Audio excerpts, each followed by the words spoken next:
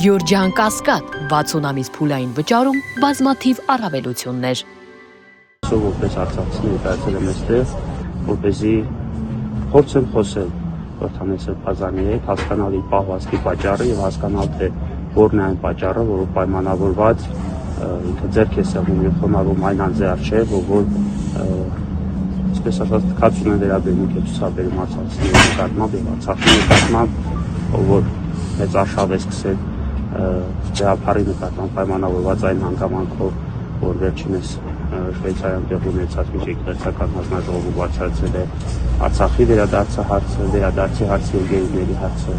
Մի խոսքով, ինչ վերաբերմունք է ցուցաբերում Հայաստանի Հանրապետության վարչապետը Արցախի եւ արցախցիների նկատմամբ բոլորը դիտում, եւ մեզ շատ հետաքրքիր է, թե ինչպես է Արցախի թեմի առաջնորդը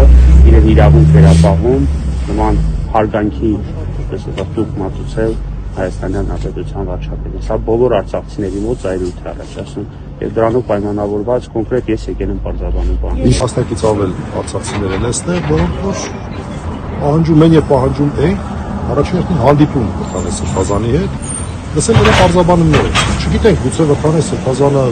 ինչ-որ բան գիտի, որ մենք չգիտենք, գուցե Վարդան Սրբազանը մեզ համոզում է, ասում է, գիտեք ինչ, Աստված չկա, եկեք sense բաների հետևից չընկնենք, գուցե չգիտեմ